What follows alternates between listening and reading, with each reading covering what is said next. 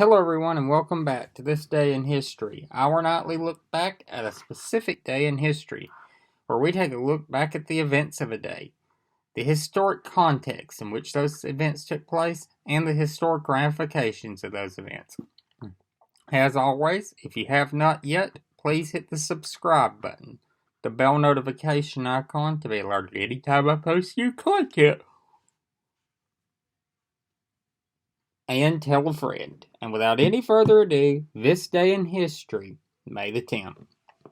And on this day in 1869, in the Utah Territory, the last spike was driven, joining the Union Pacific Railroad from Omaha and the Central Pacific Railroad from Sacramento, completing the first transcontinental railroad. The last spike has been used to refer to the ceremonial completion of any new railroad completion project since.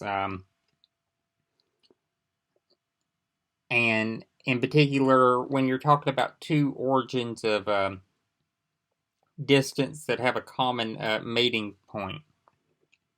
The spike that was driven in to the rails that day was a golden spike, as I said. It was a ceremonial spike that is now displayed at Stanford University.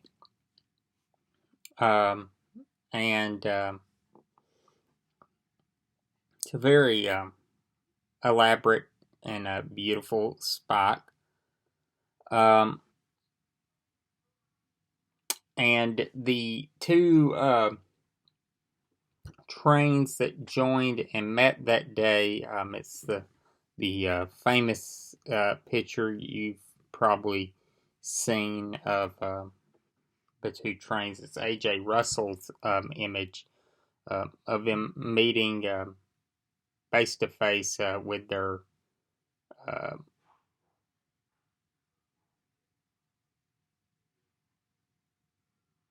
cow catchers touching each other.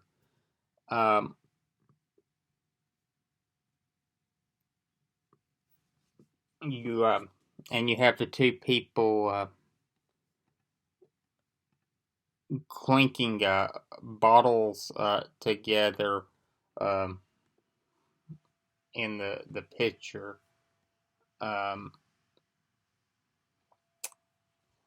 After the ceremonial spike was driven, the ceremonial spike was removed because of the fear of theft of it. I mean, it was a very pricey artifact. It was a very valuable piece of golden material.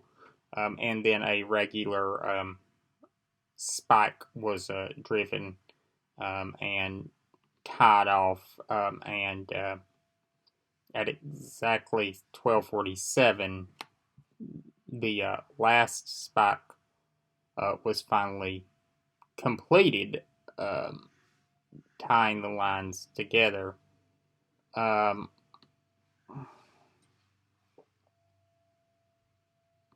And this completed that line of the railroad.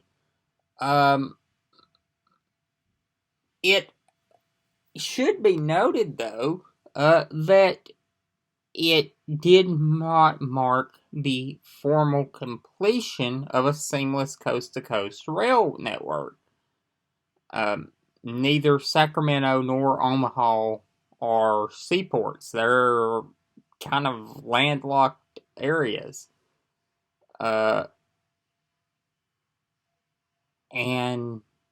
nor did they have rail connections after they were designated as the terminal.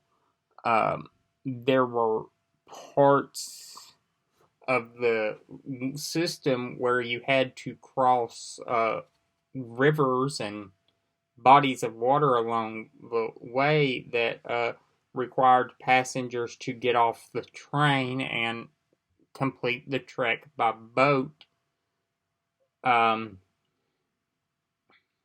So this is a little bit of a myth. It's a media creation. It was one of the first nationwide media events.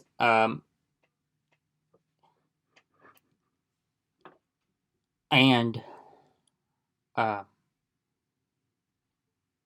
it was not till 1872 that bridges were completed along this link. And in the meantime, a coast-to-coast rail link would be achieved in 1870 in Colorado by the completion of the Denver extension of the Kansas Pacific Railway. I think it, though, shows something that is important to note, how important rail transport would become in the subsequent years, had been becoming up to that point. It was by far the fastest means of travel in the country, and was really quite an achievement. And if you live near a railroad track, you might be aware that there are railroad enthusiasts that still today will listen to scanner reports of railroads and will race to railroad crossings to see trains and point out the different cars, and will wave to the railroad, to the workers on the train. And I do not point this out as like, oh, kind of, sort of, I live near a railroad crossing. One of the more prominent set of railroad crossings in the southeastern United States. It's 50 feet from where I'm sitting right now. And I have seen these enthusiasts setting out there, and let me tell you something. It's all hours that they come. They will come in the afternoon. They will come in the early morning hours. Particularly in the morning hours, it's really interesting to see them then. You will see them in all hours, as I said, of the day. Most of the trains that pass my house are freight trains, obviously. And when we had an active coal plant here in the city in which I live, it was mostly hauling coal. I have seen a few passenger trains pass in my lifetime. I have seen one ceremonial steam engine pass by that was that's been nearly 30 years ago now. It was very early to mid 90s when it would pass by. I have also seen when Ringling Brothers, Barnum and Bailey had trains, their train cars pass by. That was very interesting. I have seen Department of Homeland Security trains pass by. I believe they were doing security checks on the rails, not inferring anything nefarious.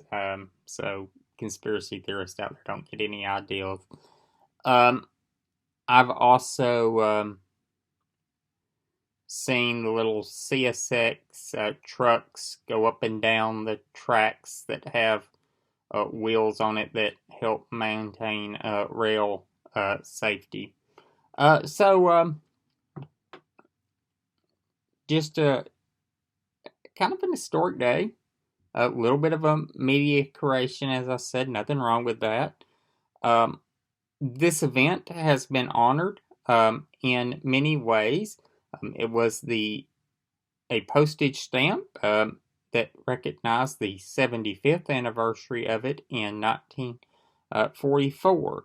And in the year 2000, it was honored as the event depicted on the Utah State Quarter during the 50 State Quarter series that was very popular in the early 2000s. And of course, was just a really neat and interesting series. I always found Utah's quarter to be distinct, that it had that as its event.